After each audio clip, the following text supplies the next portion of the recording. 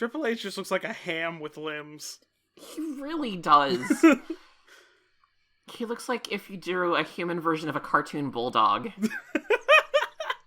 He's the bulldog from Tom and Jerry. He is the bulldog from Tom and Jerry.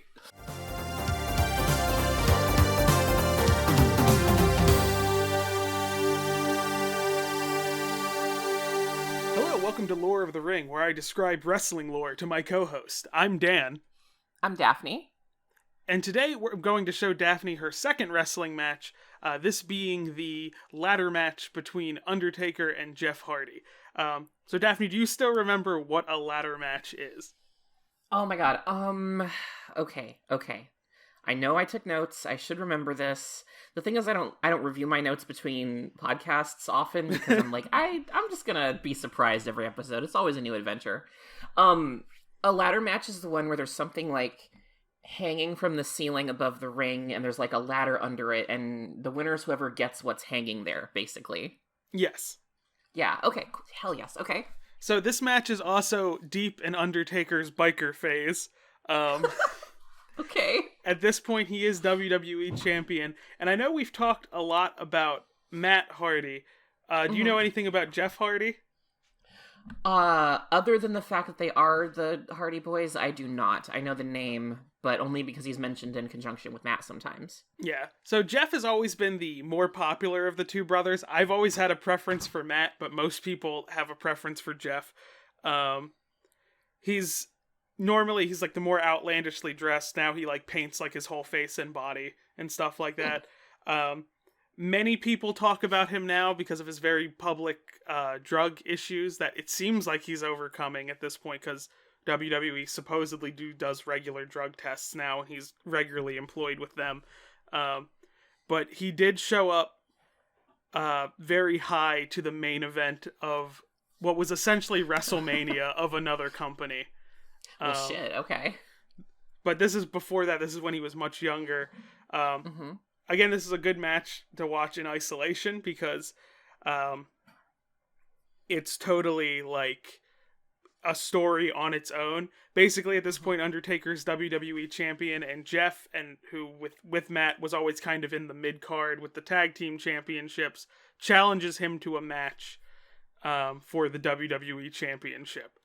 Okay, alright. So Jeff is definitely coming in the underdog against Undertaker, who obviously looks like he'll kill someone at any moment. Yeah, his whole deal is just he's ready to murder you, and also he's a wizard, and also he's undead, and don't worry about it. And he's a biker, so that's... And he's a biker right now. Yeah. He's got a lot going on. He's multitasking. I appreciate that. Alright, so what I'm going to do, we're going to keep recording just straight through it, just in case maybe I'll sync this up to the video at some point in the future. I definitely can't do it for the podcast because we did run into a little bit of legal trouble on the last one. Yeah, I'm so bummed because I'm always just like, I want people to see all the footage I'm looking at, because in case they also don't know. But I know that copyright stuff is going to get in the way. It's mostly because I have my girlfriend also is only learning the wrestling information that you provide to me, and so sometimes I'm like, I wish you could have seen this thing me and Dan were talking about, but YouTube copyright is gonna be what it is. I don't want to mess up our uploads. Yeah, Spotify copyright, thankfully much more forgiving, even though it is just the whole audio from those things playing in that episode. Like, that hasn't been affected at all. Yeah, honestly, I'm not surprised. I don't know how people get away with this. There are podcasts that are just the entire albums of established musical artists. And the albums aren't hosted on Spotify, so people just upload the tracks as podcast episodes, and somehow they get away with that. It's really bizarre. Funny.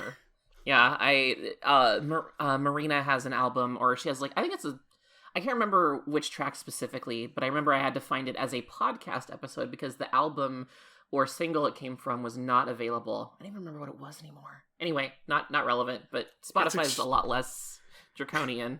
It's extremely funny. But if anyone wants to watch this, the whole match is on YouTube, like the last one we watched. Just if you search Undertaker versus Jeff Hardy ladder match, WWE has uploaded it officially. We're going to go to a commercial break when that happens, and we'll come back after the match. So see y'all in a minute.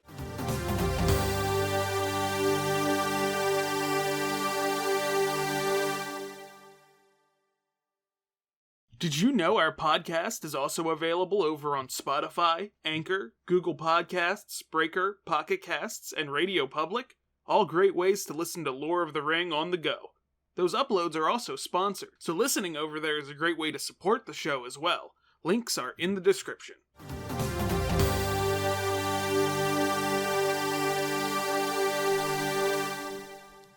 Huh.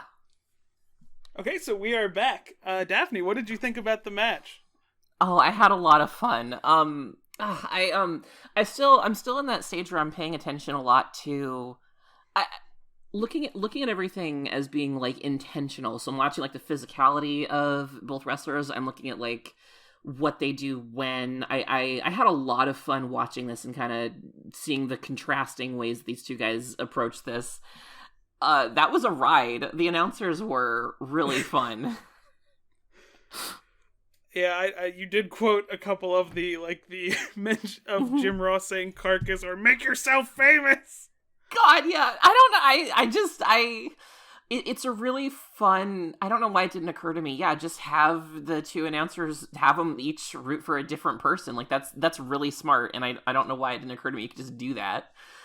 But it was really fun hearing the back and forth of, like, just talking about how this stupid kid should not have been here and he deserves to get the crap kicked out of him. And, like, what are you talking about? That was all really fun. Were there any specific highlights from any of, like, the moves or anything that you liked?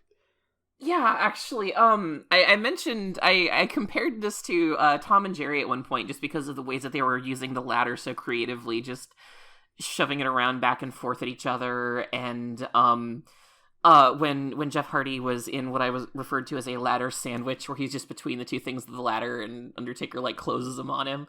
I really I like that they did stuff with it other than just like picking it up and swinging it at each other. I liked I guess I'm getting into a lot of the specifics now. I really like the juxtaposition of Undertaker being so slow and methodical versus Jeff, like, being a little bit more agile and being able to, like, flip and turn moves back on Undertaker but not hit as hard as him in these instances. That was fun. I loved getting an even taller ladder out for no reason when the one we had before was perfectly good.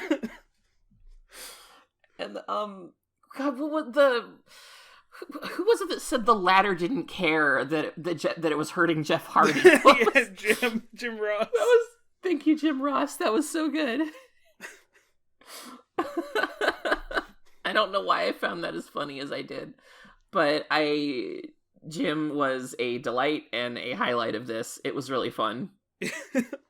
I also heard you do what's called a pop, where you got really excited for one move when he did what's called the whisper in the wind off the top rope, when he did like the spin. Oh yeah. That's called a pop. What you did, where you just got very like loud out of nowhere. I got excited. I got into it. It's really like I'm not approaching this like as ironic entertainment. I'm sincerely watching this to enjoy and appreciate what's here. So I find myself getting pretty into it, honestly. Yeah. But yeah, like that's like textbook wrestling crowd, which you did. Like everyone else did I'm sorry, now I'm just like babbling about wrestling stuff just because it's exciting to see other people enjoy this the way I do. Yeah. What about the ending part? Like, what did you think about that from like a story? From a story standpoint, it's one of the things I was going to ask you. I'm really intrigued to find out where this story went from here, because the way they set this up and the way that toward the end, you know, both of them are on the ladder, both of them are about to grab the belts. They really, I don't want to say dragged out in a negative way, but they were able to prolong the resolution to this and establish that like both of these guys were really giving their all and were really into it. And then Undertaker kind of like coming back for that last little like, you know, like the like Into the Spider-Verse, the not bad kid right at the end of the fight when he's already won and he's leaving and he just comes back to hold Jeff Hardy's hand up. Yeah. That was fun, and it made me wonder, like, where does that take these two next? Yeah, it's what Undertaker. What's kind of interesting about Undertaker's character is I would describe him as a character like if there's a main cast of wrestling, he's Mhm. not in the main cast. He's one of the supporting characters that's there all the time, or just like Okay. dips in and out. But it's a big deal when he shows up. I'm So kind of getting that vibe. yeah, so I can't think of fictional character. I know there's definitely some anime that's like that, where I was, yeah. I was literally just thinking of Dragon Ball Z characters. I was trying to be like, is he more of like the Piccolo, or? But I'm gonna have to. I'll give that some thought. I'll get back to you. yeah, it might even work because it kind of like that works with Undertaker's character, how he's kind of like very much a loner, except when he's like teaming up with his brother. Um, Hmm. so like Makes sense. they kind of often use him as like even when he like wins, they use him as a means to get like other people more popular. Like because if I That, yeah. yeah. No. Keep going. That's the vibe I was getting. That makes a lot of sense. Yeah, so like getting respect from him is was like a big thing of like how to build a like a character around that. Like to like I mentioned when we watched the John Cena match that backstage like Undertaker gave Cena props after that. Yeah.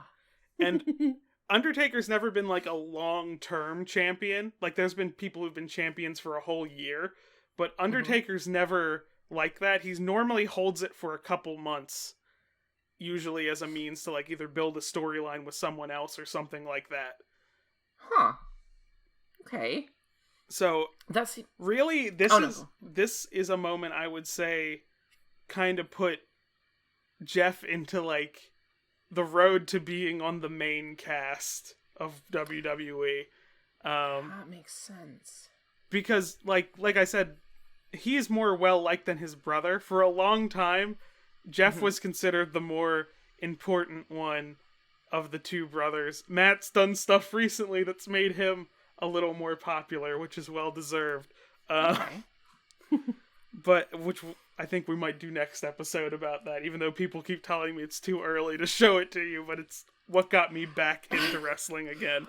I love the fact that there are people that are like, that there are people that are coming to you like, oh, you have to show Daphne this, or don't show Daphne this yet. It's really entertaining to me. There's like plenty of times where I'm like, oh, I think I'll do something about this, and then I'm like, that's too extreme to start off at this point. People are so invested in my experience, and I really enjoy that. It's really funny to me. But yeah, so Jeff like has went on to held like world titles with WWE multiple times. Usually is considered more important performer. Like a lot of wrestlers don't get second chances when they get like drug stuff against them. Jeff's gotten maybe 100 second chances at this point. Damn. All well deserved. I think it's something they probably should extend to more wrestlers because there are just talented people who get stuck in drugs when just due to the tour schedules and stuff that they have to deal with. But it's well deserved. He's like still performing today, even though let me find out how old Jeff Hardy is at this point. Jeff is 43 now, and he's still doing the same things that he did in that match. Damn, okay. I mean, John Cena's like 40 something too, so that tracks. These guys can go for a long time if they stay in shape, I'm assuming. Yeah. And nothing insane happens to you. Yeah. Yeah. I just had like a million flashes of different like insane things that have happened. Yeah, no, I immediately had a visual in my head of barbed wire and explosions and boats and... Oh, man. I'm trying to think where else I can go for this episode, because this is really, like, this match is just really good. I'm just trying to think of where else I can take it. Well, I mean, I don't know. My thoughts of, I mean, I've kind of expressed most of my thoughts about this. I think I've said a lot of the same stuff previously.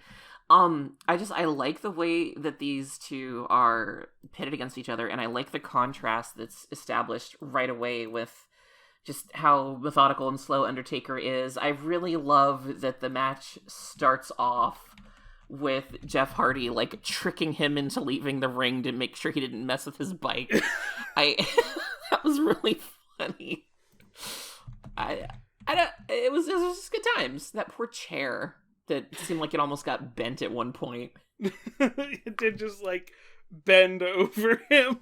Yeah.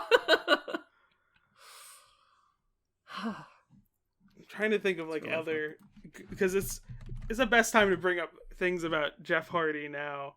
Yeah, like, yeah. So at this point, is Undertaker alive? Like, he stopped being an undead wizard, a little, and now he's just a biker. Was that explained? So, I believe this was after one of, like, his long absences. Like, it was... Okay. It's definitely post-cult. Okay. It's post-cult. And it was like he was absent for a long time. And there were, like, promos where he was, like, coming back. I might show you his actual return part. Because it's crazy to look at. I would be excited to see it. Yeah, So, it's going to be something I cut around for the podcast. Okay. But if anyone else wants to see it, literally just look up Undertaker American Badass Return. Because that was what this gimmick was called at first, was the American Badass gimmick. Oh, good name. Holy shit. How long was he gone when he came back and did that? He was gone, I think it was a couple months he was gone. Okay. So they didn't really explain how he wasn't a corpse anymore. Okay. I mean, they had the, like, rhyming children say back from the dead at one point, so... It's just implicit. It's just inferred that he's no longer a corpse, and he got a sweet motorcycle. Good for him. They spent much more time developing why he became a corpse again. Oh shit! Oh, that makes sense because he does, doesn't he? Yeah. Holy crap! I can't wait to find that out. I mean, we got time for this episode, so I might as well explain it. I would love to hear. So his brother Kane, this is going to be a bit of Kane explanation too, goes through phases of whether or not he's a hero or a villain. That's on brand. Yeah, so Kane, when he had his mask on when he first came, was bad, but eventually became good. And the storyline for the mask is that he had, like, terrible burns. And at one point he had a mask versus championship match with Triple H. He lost that one. So he would have had to take off his mask. Obviously, to have a wrestler wrestle with burn prosthetics on, not only insensitive, but impractical. Yeah. That's not going to work on many levels. So, they made it that the burns were... I forget exactly how they referred to it as. They used the correct terminology for once, but they were like... I don't know if this is the correct word. Like, psychosomatic? They were in his head. His burns... He saw himself as burned, even though he wasn't physically burned. Okay. And he wore them. So we never saw that he was not in fact burned under the mask. Okay. Yeah. Okay. So, all right. So he had, like, soot on his face because he had, like, never washed his face in between. But the next time he showed up, he had, like he would wore a towel over his face, like, just on his head, but you could see his full face. So he became basically like a serial killer for an extended amount of time. Like I mentioned in the Mick Foley episode, how Jim Ross did that extended interview with Mick Foley to set up a storyline. They did the same like thing with Kane, but shortened. But at the end of it, Kane attacked Jim Ross and set him on fire. Oh, okay. That's how I end most of my interviews, so that's fair. So, he's on Raw, so he is away from where Undertaker is at. Undertaker's on SmackDown. So Undertaker isn't reacting to most of this. Kane is just going crazy, just breaking down doors, attacking random people, often without a good reason. And he's kind of exists outside of, like, hero and villain at this point, because he's attacking anybody who gets in front of him, essentially. And, like, some villains are like, oh, I can manipulate that, and then immediately get their shit wrecked. Yeah.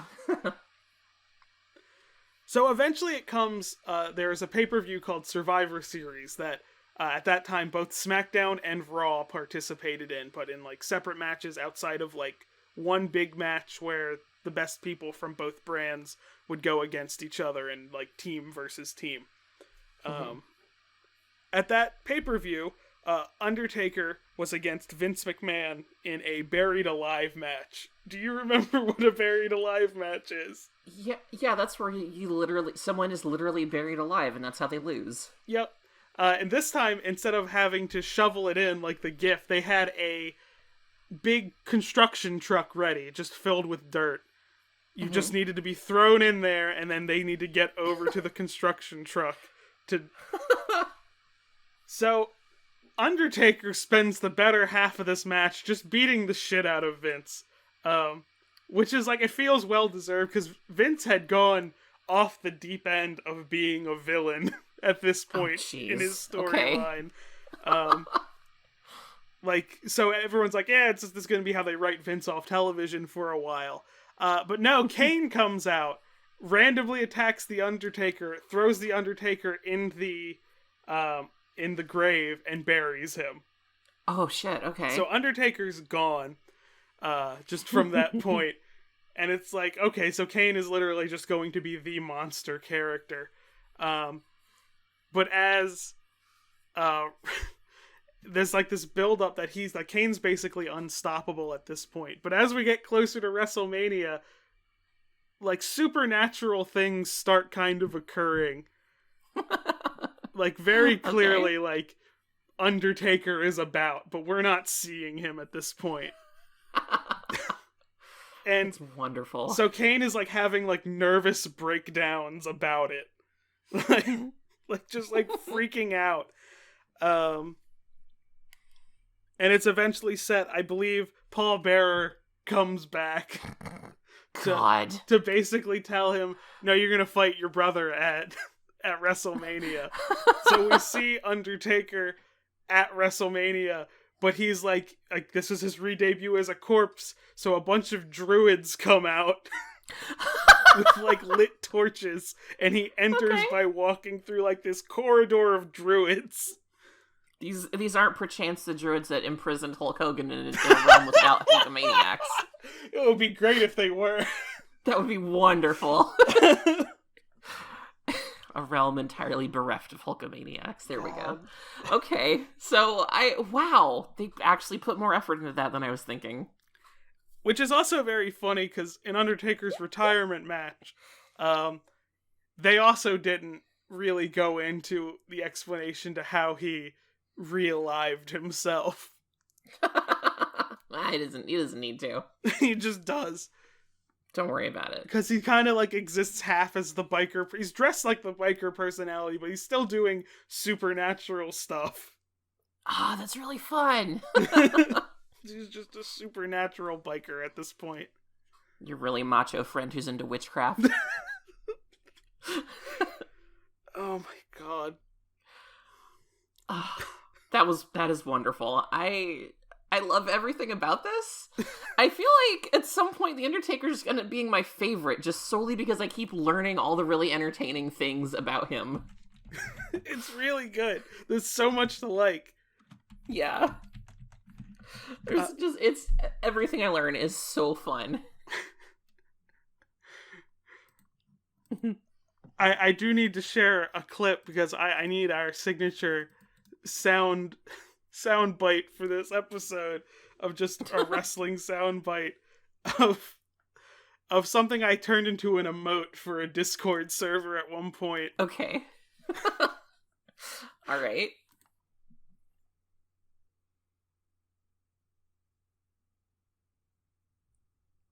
God. You can't just say that.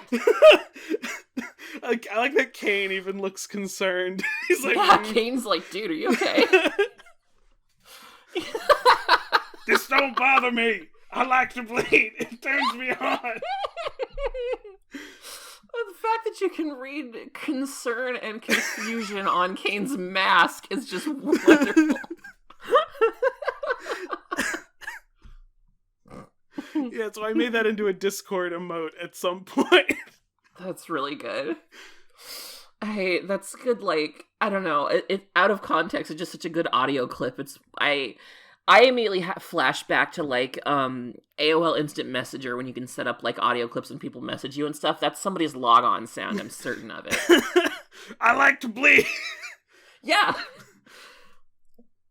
Your friends list lights up and there's one specific dude who you're friends with, and that's just the .wave file that plays when he gets online. You have to make sure they know that that's their wave file. Oh, you do. I did that. I did not with this clip, of course, but back in my AOL Instant Messenger days when I was on AIM chat, it was all Monty Python and the Holy Grail audio clips because I was convinced I was the height of comedy.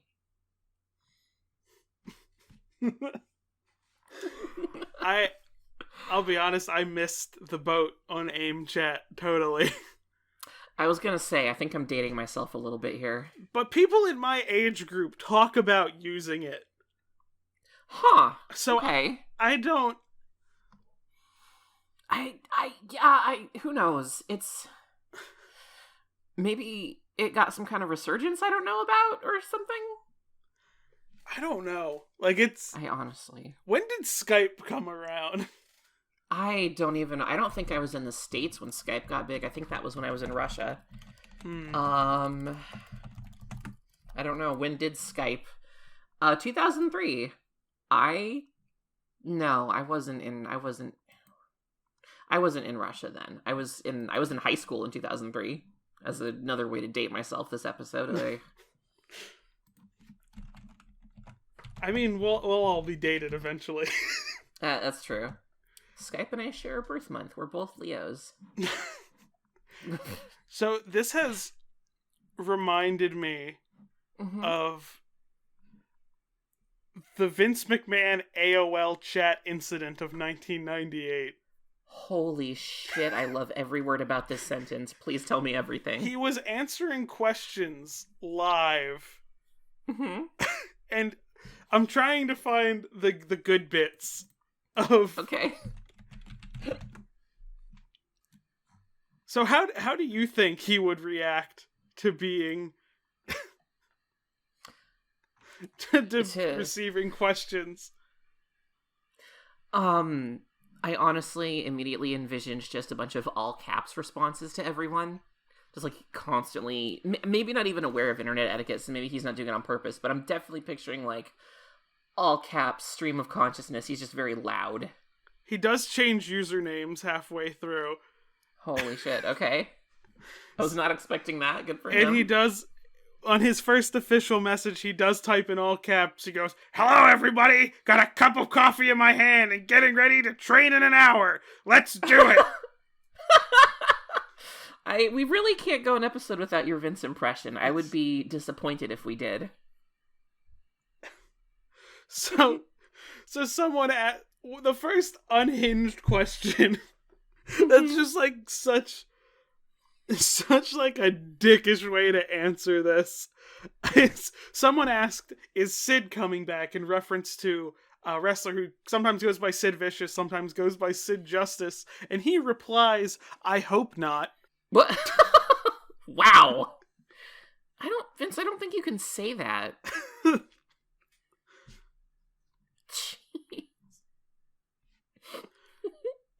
And like this is also a time they were asking him like direct questions about WCW. Mm-hmm. Like, too. So he's like says unhinged things about that. But so he had a working relationship with Extreme Championship Wrestling, who's definitely getting an episode at some point. Okay.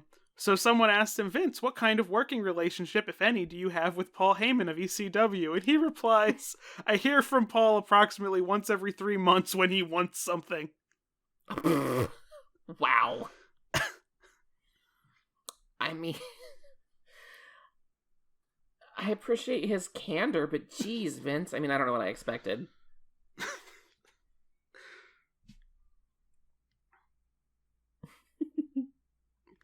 And also, like, halfway through, the questions would stop coming in, so he, like...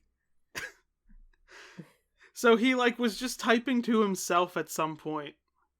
What was he saying to himself? I need to find it, because they cut off the thread with just the unhinged questions. Excellent. He says some straight-up racist shit in one of his responses. Of course he does. Vince, come on. I don't know if I can read this out loud. You know what? I'm good. Just know, it's someone asks a very, like, lukewarm question. Just a very, like, light question. Like, hey, your lightweight division is kind of light compared to WCW, which had the very, like, full cruiserweight division that had, like, a lot of, like a lot of talent that could be used and was almost as like interesting to watch as the main group. He replies that the wrestler Yokozuna, who's like a sumo wrestler's on a diet, and then he makes a comment about, I don't even know how to word this in a not offensive way. That's okay. Oh, Vince. It's about people of a certain African country not getting enough food. I see. I think I can fill in the blanks from there. God damn it, Vince. He's a bad person. Yeah, no, he's a shitty dude. So, okay, the AOL service I love how this is worded. The AOL service malfunctions, leaving Vince McMahon alone. Vince McMahon wouldn't spend the next 20 minutes waiting for service to resume. It never did. So, I'm just gonna read this all in the Vince McMahon voice. Maybe I'll put reverb on it to make it sound like he's in a hole. Oh, please do. We're temporarily frozen. Stand by. We're coming back. Stay with me. I guess we have too damn many people wanting to talk to Mr. McMahon. What the hell is going on anyhow? This is supposed to be interactive, but right now it's a one-way street. You might even call it a highway to hell, in which case, in a role that is unfit for me, likely I would be deemed the devil. Hang on, everybody, we're still frozen. God, it's cold in here. Can we say shrinkage? Oh, Vince. I can't. Did he really refer to himself as Mr. McMahon? Like, yeah. Is that a common thing with him? I guess. I feel like I haven't picked up on that yet. Of fucking course he would, but geez. There are stories of wrestlers calling him Vince, and he's like, you will refer to me as Mr. McMahon. Yeah, that's fair. It doesn't surprise me in the slightest. God. And then he, like, he tries to, like stall by, like, referencing the cliffhangers from the previous week of Raw, but but he, like, gives up on it after one message. Like he's referencing to, like, well, can you believe that Undertaker and Kane teamed up? And you think, like, oh, he's gonna go through all the, like, the cliffhangers while it's frozen. But no, he gives up and starts insulting AOL. Can somebody at AOL please wake the hell up? Is all of America trying to talk to Mr. McMahon? Yes, Vince, all America is online. And my favorite is, we're back, finally! And then 2 minutes later, no, we're not back. Why the hell is AOL frozen? Damn it, I want to talk to you people. More importantly, I want to listen to you. But to answer most of your questions, I'm feeling fine. Wait, what? God. It's nice. It's nice.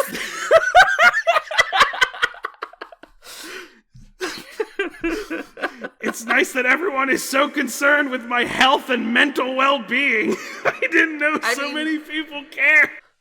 Vince, buddy, we've got good reason to be.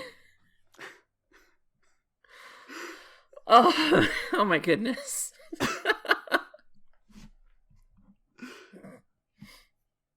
Oh, it's just unhinged. Just 20 minutes of him talking to himself. I love it. I mean, I guess it makes sense, because, like, if someone does come back, it hasn't just been dead silence while everybody else was gone or unable to do this, so, like, I get it. But also, holy shit, Vince. Of all the people that, like, talk to fill the silence, this is the only way I could see it going when it's Vince McMahon. He brings up Monica Lewinsky. Why? I don't know. He mentions Chris Rock for some reason. Okay, he's so topical. He's like talking about AOL. He's like trying to get answers. This is definitely a joke, but he's in Bill Banks' office and he says, "Oops, Bill just told me to suck it." What does he mean by that? God. What does he mean by that? What could it be? Just makes me think of the Richard Dawkins "What does this mean?" tweet. What could this mean? Oh, I think is the... He uses ableist slurs. Of course. In reference to mankind, but also, like, he's, like, insulting mankind, but he's also referring... This is weird. He's, like...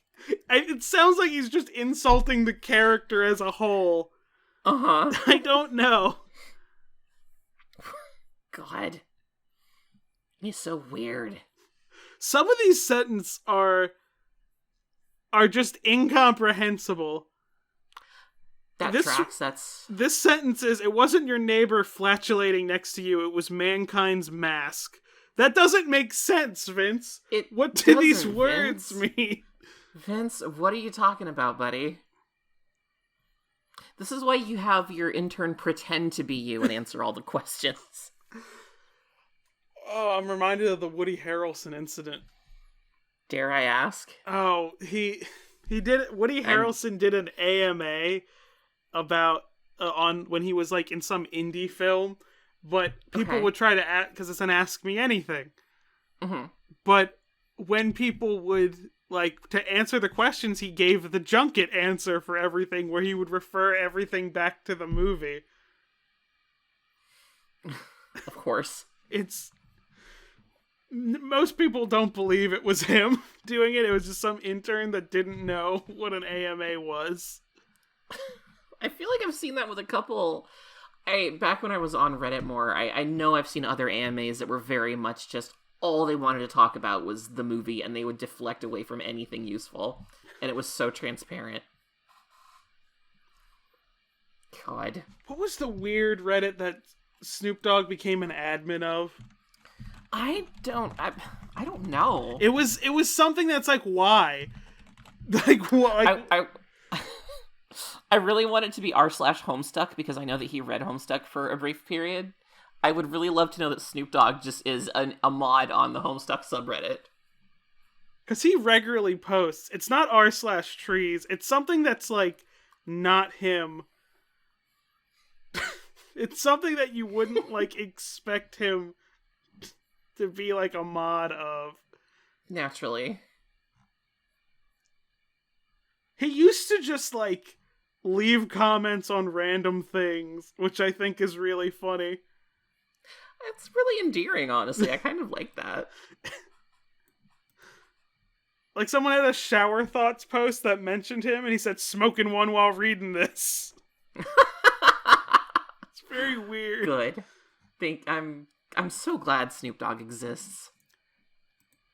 Oh, wait, this is actually good, because I'm making sure this episode's longer, because I do have to cut out a lot.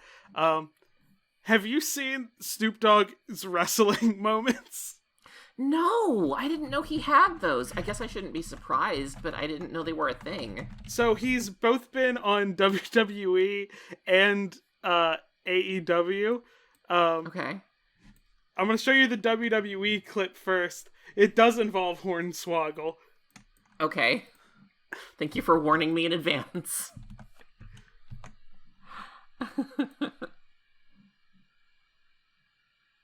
This does tell me, the title of this video, that the past tense of spear is spurt. Wait, no, it's... There's Hornswoggle. Why is Hornswoggle there? He lives under the ring. Oh, okay, well then that makes more sense. Wow. Nice. Or it has the title parts, Spurt. He was Spurt. So was he like, was he just a guest who like ran in just to do this? Was he actively like wrestling in like matches and stuff? So, like what was going on? This also requires some additional explanation while I get the second clip ready. There was an extended period where there were guest hosts of Monday Night Raw, which is a thing that happened when... So, in the fiction of wrestling, they had Vince sell all of WWE to Donald Trump. Okay. That explains some gifs I've seen. I can explain the Trump gifts even more, because it's even more.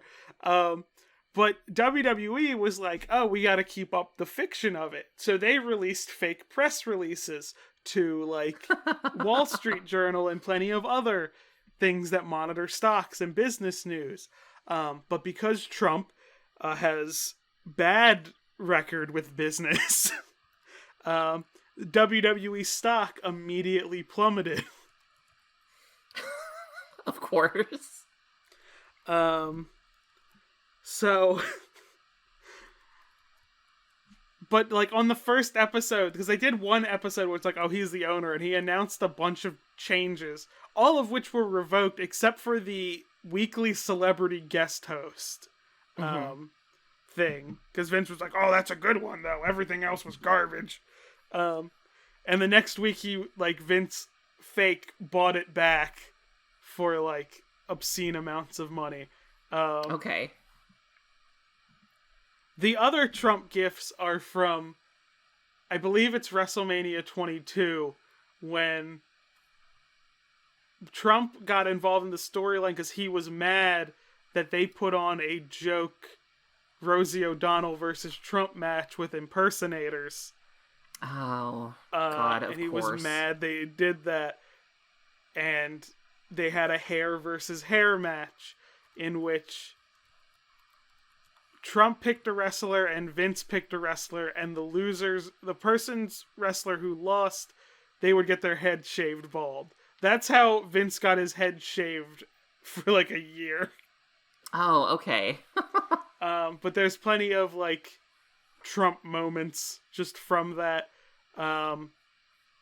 Like there's a part where he was backstage and a character known as the Boogeyman, who's like another supernatural creature that just exists in WWE, came out and tried to scare him, and he didn't react, and he asked for a bottle of water. And Boogeyman just slinked back sadly behind the couch. Okay, that's pretty good, actually. God, that's so weird, though, because, like, Trump versus Rosie O'Donnell match is, like, that's, like, celebrity deathmatch levels of, I would not expect WWE to do that. I don't know why I wouldn't expect it, but I wouldn't. It was very weird. Yeah, jeez. It's not the only impersonator match they've put on.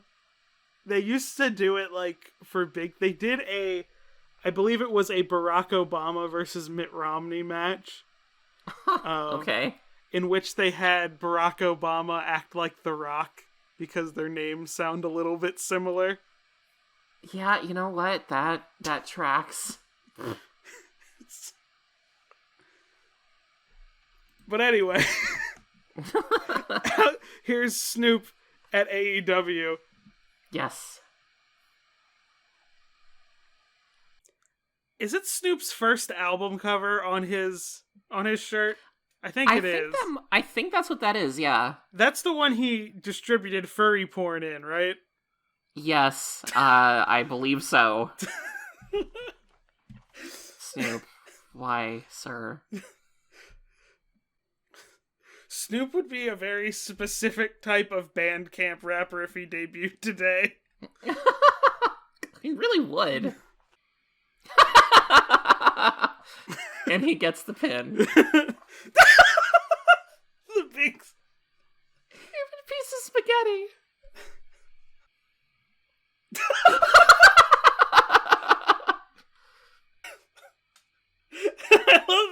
I think that's Chris Jericho commentary.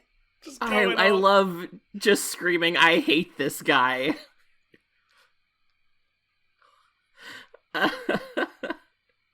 He's great at everything he does, and I hate it. That's the kind of energy I want to have. Oh, good job, Snoop. You're doing amazing, sweetie. With his furry porn album cover. Yeah, I mean, yeah, it's a classic for a reason, I guess. That sure is a sentence I just said. Jim Ross saying, "What's up, baby?" Oh.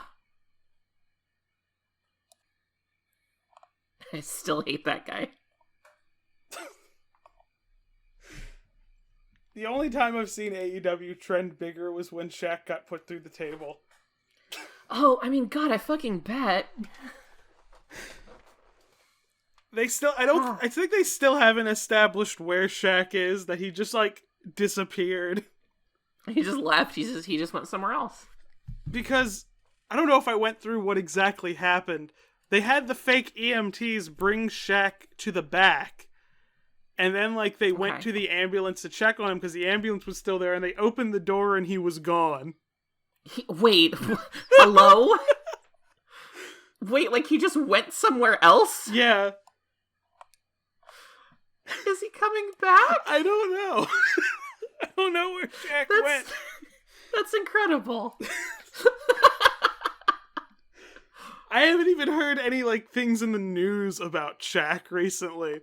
Yeah, neither have I. I have no idea what he's been up to. Shaq went dark for a long-term wrestling storyline. I think he did. If anybody would, it would be him. He has been tweeting in the last few days, it looks like, and he tweeted about his... Oh, that's a promoted tweet. That's about Mother's Day, but it's a JCPenney's thing. Yeah, he hasn't been tweeting a lot, but there have been some Shaq tweets in the past few days. He's still out there. I want to believe. Blurry Shaq photos of him walking across a forest clearing. I'm thinking of the... Because now there's got to be a social media manager behind a lot of his posts. Oh, absolutely. Compared to when he had, like, unsupervised control of his Twitter of the... My butt's too big to fit in the seats at Knott's Berry Farm. Yeah, I was just and then in thinking parentheses, about that. That's me yelling. That's me yelling. I was just fucking thinking about that. You know, he might have also been on, I'm bad at keeping track of sports. I normally realize sports are happening way too late to get invested. Mm-hmm. He might have... I know he's, like, one of the talk show hosts on, like, the sports analysis thing for NBA with Charles Barkley and two other people whose names escape me. I know he regularly reduces Charles Barkley to tears. That doesn't surprise me at all. There's so many pictures on the internet of Charles Barkley about to cry. He and I have that in common.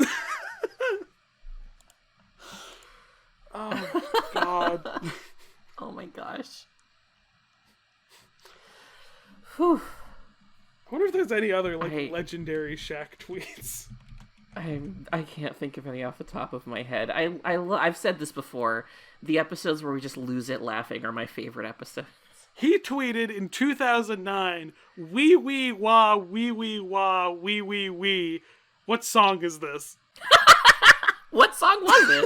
I don't know. What? Someone has it framed.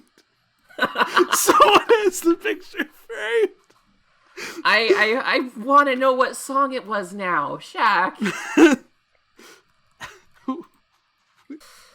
I mean, I know he had a rap career very briefly. Is there any chance this is one of his songs and that was some kind of bizarre, like... I have to Google this. I have to understand. You awaken the memory that Shaq did a song with Biggie. I'm so sorry that I mean, it's not bad. It's not a bad song. I just forgot. I'm just inflicting memories on you. Oh, okay. The song was Mrs. Officer from the Carter 3, that Lil Wayne album. Okay. Yeah. I don't know how anyone would have known that, but apparently back in 2018, he did an interview where he explained what that tweet was about. Oh my god. Well, I'm glad we got an answer. I know you have to go, you have to do something. There's one more bizarre tweet I found from Shaq. This is, again, 2009, so near the birth of Twitter. Okay. He didn't @ Ashton Kutcher on this. He didn't put @ he just put Dear Ashton Kutcher. And I guess just hoped it would find him. That's already a top tier tweet. And he says, "Yo mama's so old, the key on Ben Franklin's kite was to her apartment. Respond if you're not scared." What? The addition of respond if you're not scared truly perfects this. Did Ashton ever respond? I don't see him in the replies, but I do like that he misspelt your. That's vintage Shaq. That's beautiful. It's not any of using the wrong yours. It's why you are. Of course. That's what I was visualizing.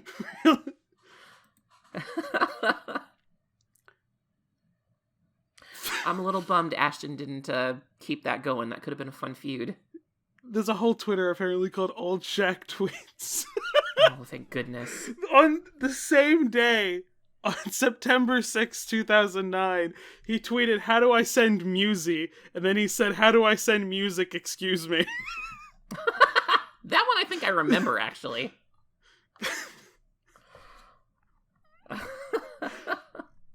Gosh. There's one that just says, "Lol, I'm seeing some funny videos." I mean, aren't we all?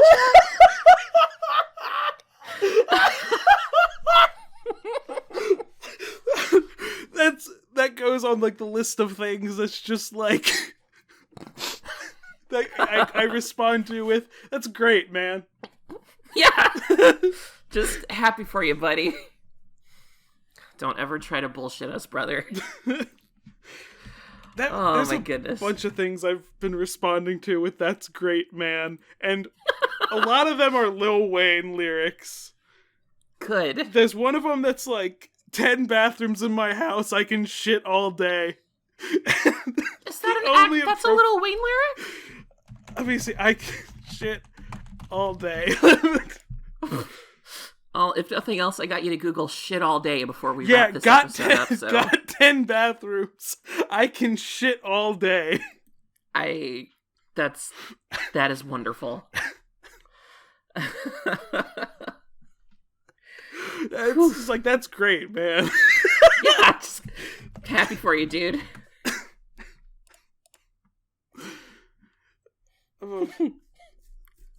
I feel like I lived in the dark when I didn't appreciate Lil Wayne as an artist.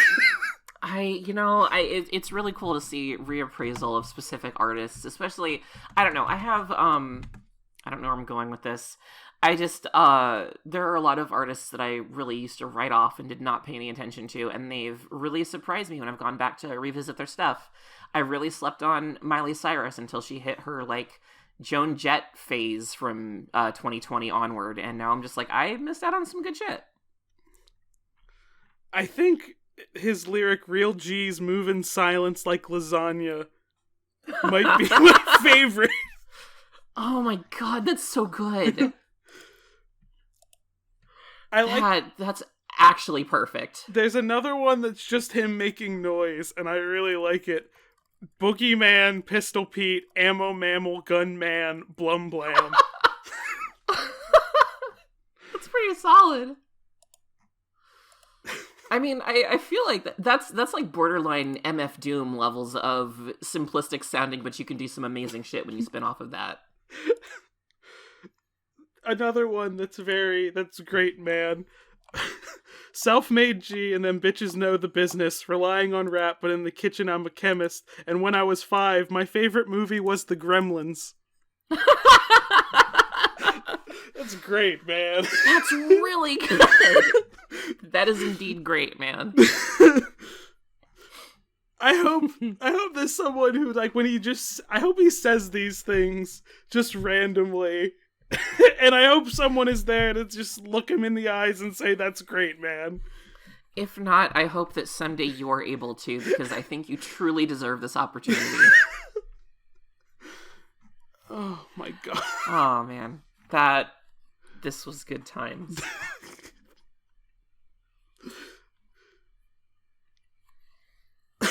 I'm looking at Lol, I'm seeing some funny videos again. It's extra good with his Twitter icon. Oh no, absolutely. It looks like it's like, I can imagine that face saying it like dead seriously. Like, oh yeah, like it's he's absolute deadpan. He's like appraising it. He's like, "I'm seeing some funny videos."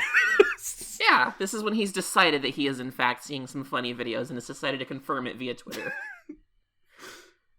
Oh my god. Okay, I know you have to go do things, so we're gonna wrap up today's episode. Next episode, I'm going to tell you about the Broken Mat Saga. Okay, wait a minute, that sounds familiar. It's a Matt Hardy thing, right? Yes. Broken Mat. Why, did you tell me something about this earlier? I might have sent you something out of context, but if you've ever seen this face in chat, that's... Okay, nope, this appears to all be new to me then. I was thinking of something else. I might have mentioned it in a previous episode, just that was something he did. I don't know. I was gonna say I feel like I'd remember this, but I don't think I would. There's a lot to talk about with Broken Mat. There's psychic connections, there's talking to animals, there's the multiverse. There's a lot. Jeez, I can't wait. and to our viewers, join us next time to just witness insanity. It's gonna be good times. See you, everybody. See y'all. Bye.